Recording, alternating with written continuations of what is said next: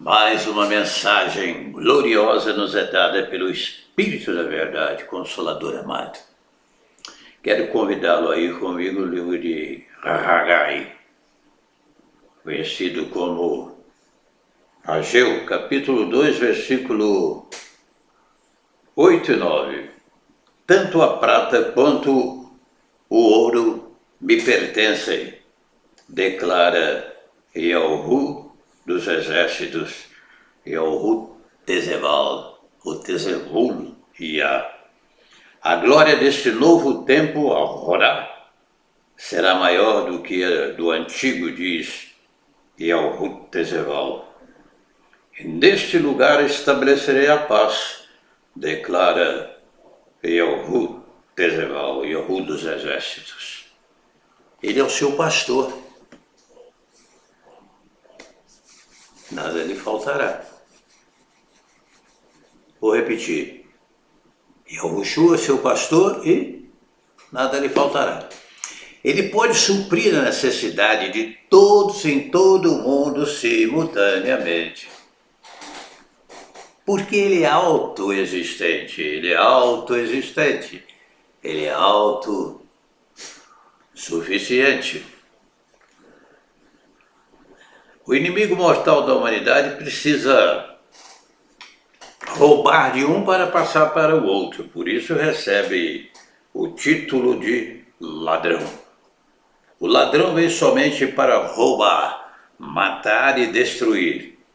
E Yahushua veio trazer vida e vida em abundância. Yahu Hanan, capítulo 10, versículo 10. 10, da parte B. Outra coisa também mal interpretada por muitos é essa história de diabo para lá, diabo para cá, Sati, Satanás, Lucifer, como queiram, quando é um pouco preocupado em modificar ou transliterar o nome do inimigo mortal da humanidade. Uma coisa eu sei, ele já foi aniquilado por Yahushua. Em Vrite 2,14 está escrito, foi aniquilado. Está aí para cumprir o tempo determinado para ser lançado definitivamente no tormento eterno, juntamente com aqueles que desobedecem às Escrituras Sagradas. Apocalipse, Revelação, Cano de Galuti, capítulo 20, versículo 10. Mas o diabo vai ser atormentado? Sim. A base, o argumento que defendemos essa tese está realmente relacionado aos privilégios que ele perdeu com a situação atual e o futuro de condenação. Todos os que serão julgados e condenados e sofrerão eternamente terão uma lembrança dos privilégios perdidos, o que vai, sem dúvida alguma, aumentar essa proporção de sofrimento eterno, viu? Essa história de que a alma vai ser extirpada, conforme alguns malucos ensinam isso, não tem base espiritual, escritural. Serão atormentados de dia e de noite pelos séculos dos séculos. Ao contrário dos céus, onde a glória, a rodar, a majestade iluminará a todos, no tormento eterno haverá dia e noite. Até uma alusão, uma inferência em Devarim, Deuteronômio 28, e fala que a expectativa daqueles que estão debaixo do castigo pelo dia, e quando chega o dia, pela noite. Sempre interminável essa sensação, essa expectativa. Mas eu disse para você, e Ageu, conhecido como Ageu, Haggai, capítulo 2, versículo 9, nós usamos essa expressão porque estaríamos aqui, inclusive, com a adulteração, já conhecida. Capítulo 2, versículo 8 e 9, diz que Ele é dono de tudo, o nosso Salvador amado é dono de tudo. Tem tudo sob controle. Você já parou para pensar que todos aqueles que servem verdadeiramente, em espírito e verdade, o nosso Salvador amado, têm uma vida próspera e feliz e abundante? Ainda que venhamos a ter algumas dificuldades na vida, no mundo tereis aflições, ele não disse que você vai viver aflito. Isso é um erro, é um equívoco, uma má interpretação do texto escritural. Você está sujeito a aflições, mas tenha bom ânimo. Ele disse, eu venci o mundo. Esta é a vitória que vence o mundo, também afirma as Escrituras em 1 Yohanan. A nossa fé. Todo que é nascido de Yahu, por mim vence o mundo. Esta é a vitória que vence o mundo. Vence o mundo inteiro, a nossa fé. A faculdade do Espírito nos leva a compreensões mais profundas. Não é mesmo? Porque o Espírito da verdade perscruta as profundezas do Altíssimo, está escrito. E ele nos chama a atenção, e eu estava há alguns minutos atrás, antes de publicar mais uma gravação, pensando e recebendo essa inspiração maravilhosa. Aquele que o serve, aquele que serve ao Todo-Poderoso, bem nenhum lhe falta, bem nenhum lhe falta. O que é que está faltando na sua vida? As Escrituras afirmam que Ele é o nosso pastor, nosso apacentador e nada nos faltará. Você apenas precisa crer, colocar isso em prática na sua vida. Acrescentar no seu dia a dia que Ele supre todas as nossas necessidades em glória, conforme Filipenses 4,19. E que o estoque dele não acaba, é inesgotável, é interminável. Pode suprir a necessidade de 1 milhão, 2, 3. Você vê aí algumas pessoas, alguns povos, alguns estados no Brasil em tanta miséria, em tanta decadência, não é mesmo? Passando fome, mas fome.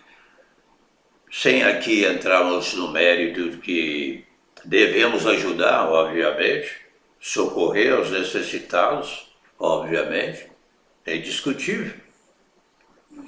Mas essas pessoas padecem por quê? Ao invés de servirem aquele que é o verdadeiro pastor, são cercados de ídolos, de imagens, de padroeiros, entre aspas, que não os leva a lugar algum. Pelo contrário, são 2 vezes mortos.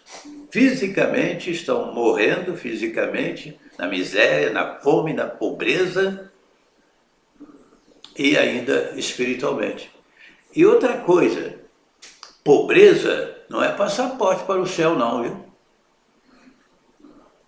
Lázaro, que erroneamente, inclusive, algumas pessoas mencionam como a parábola do rico e Lázaro, que nunca foi uma parábola. Parábola não contém nome próprio, é um fato real, verídico. Lázaro foi absolvido não é porque era pobre, mendigo, foi salvo porque conhecia a palavra, no caso, a Torá. Não é mesmo? Tanto é que no diálogo ali entre o rico e Abraão, o que Abraão diz para ele? Eles têm Moisés e os profetas, Mehushua e os profetas, ouçam-nos. Entendeu? Pobreza não é passaporte para o céu. Tem muitas pessoas que vivem aqui de maneira farta, abundante, feliz, ainda que serão salvos. E tantos, infelizmente, caminham na miséria, na pobreza, ainda vão eternamente para o inferno. Porque pobreza não é passaporte para o céu, não. Outro texto escritural muito mal interpretado pelas pessoas, você quer ver? Bem-aventurados os pobres de espírito, porque deles é o reino do céu. Um texto sagrado por si só é didático sobre o assunto. Pobres de espírito. Não é um indivíduo esmoléu, mas aquele que reconhece a sua dependência do Altíssimo. Esse é o real significado do texto. Humildemente, em nome de Yahushua, eu desafio e desmoralizo as mentiras de Satanás, de que devemos viver aqui na miséria, na escassez, na fome. Isso não condiz com uma postura de verdadeiro filho do Altíssimo. Isso é mentira de Satanás. Mentira de Satanás. Se as vossas riquezas prosperam, não ponhais nelas o coração. Tudo bem. Se você se torna próspero financeiramente, é para ficar igual bobo atrás de riqueza. Não é mesmo? Mas usufruirmos. Você quer ver outra contradição, outro erro grosseiro? Eles lançam assim, jogam em cima das pessoas como se fosse um crime, um pecado. Ser próspero e feliz. Ser próspero e feliz é consequência do seu relacionamento perfeito com Yahushua. Buscar em primeiro lugar o reino de Yahu e sua justiça, e as demais coisas serão acrescentadas. Menyahu, capítulo 6, versículo 33, conhecido também como Matiti Yahu. É mesmo? Toma essa palavra, agarra essa palavra, segure. Não aceito miséria, pobreza na minha vida, escassez. E se alguém tem lhe ameaçado, amaldiçoado, porque você não deu o dízimo, não contribuiu, por isso está vivendo na miséria, pega essa mentira de Satanás também e joga na lata de lixo. Porque Yahushua foi maldito no nosso lugar. Gálatas 3,13. Gálatas 3,13. Ele se tornou maldito no nosso lugar. Contribua, sim, segundo você propôs no seu coração. Mas não aceite ameaça que venha diminuir, cercear o seu progresso também financeiro.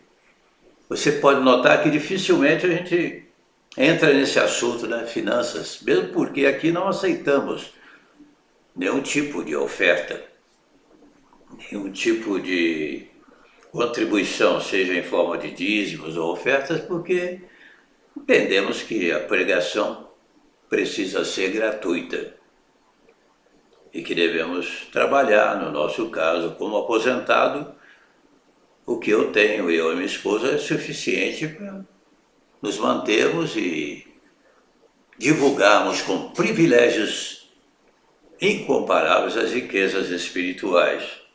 Não vivemos aqui arrecadando dinheiro para quê? Só se for para distribuir para os necessitados. Entendeu?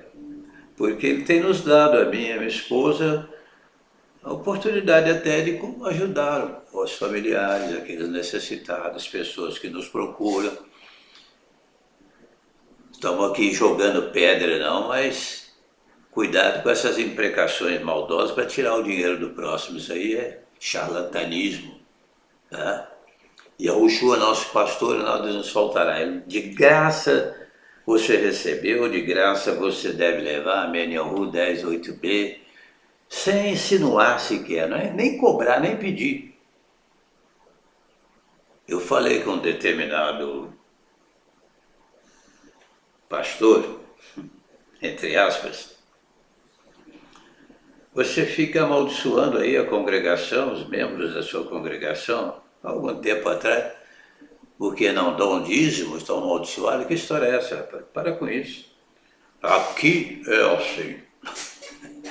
Ele é o dono da congregação, entendeu? É o dono ali, ele é que manda no pedaço.